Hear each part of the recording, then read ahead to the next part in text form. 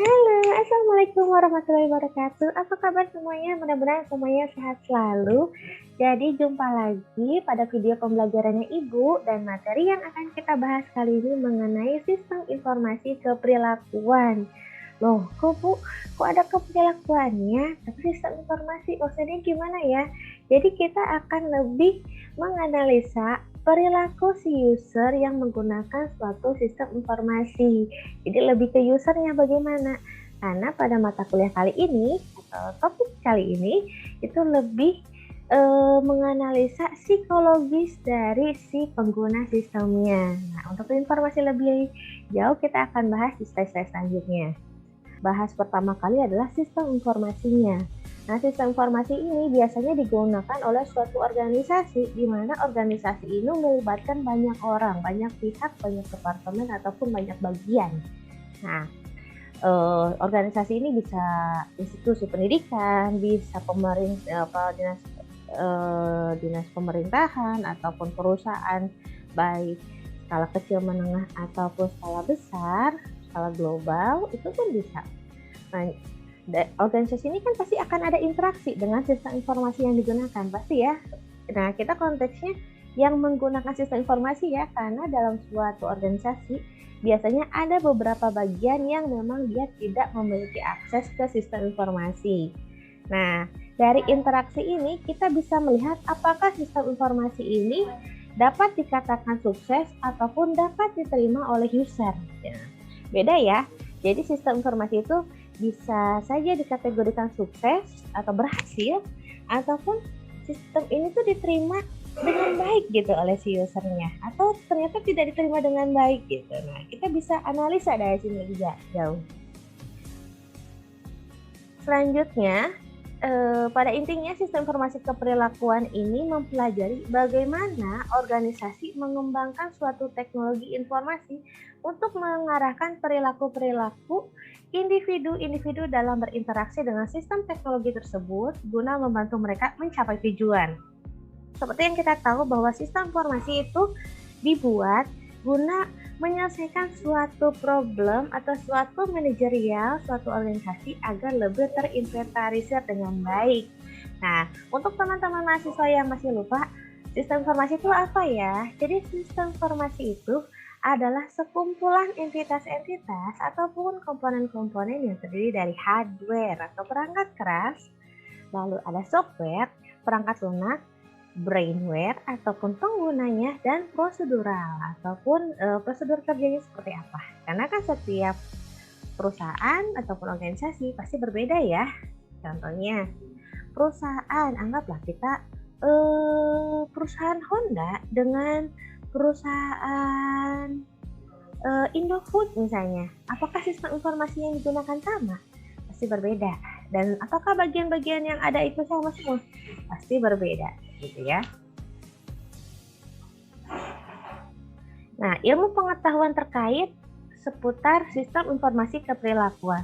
Yang pertama tadi sudah saya singgung bahwa sistem informasi keperilakuan ini ada ilmu psikologi yang terlibat. Nah, dan ini merupakan bagian dari ilmu psikologi.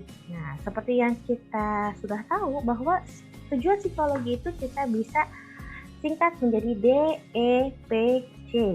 D itu mendeskripsikan seperti apa faktor psikologi yang ada pada user pengguna suatu sistem informasi tersebut. Yang kedua explain atau menjelaskan. Yang ketiga predict ataupun memprediksikan kedepannya seperti apa. Yang C itu adalah kontrol atau pengawasan. Nah, tujuan dari psikologi ini biasanya ada pengontrolan atau pengawasan.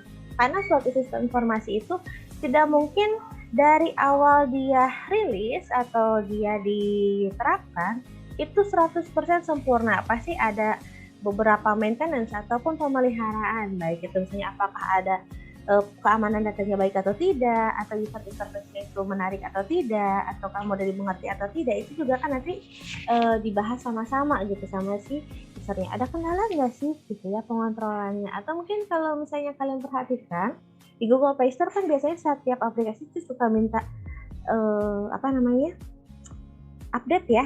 Nah, misalnya WhatsApp minta di-update atau apa. Nah, terkadang update itu bisa saja penambahan fitur atau peningkatan keamanan sistem ataupun eh, untuk menangani bug-bug atau mungkin masalah-masalah yang ada pada sistem tersebut. Perilaku ini dapat dipelajari, diukur, dan diobservasi. Nah, selanjutnya ilmu organisasi. Ilmu organisasi pasti ya, perilaku manusia yang ada dalam organisasi berinteraksi dengan sistem informasi gitu ya.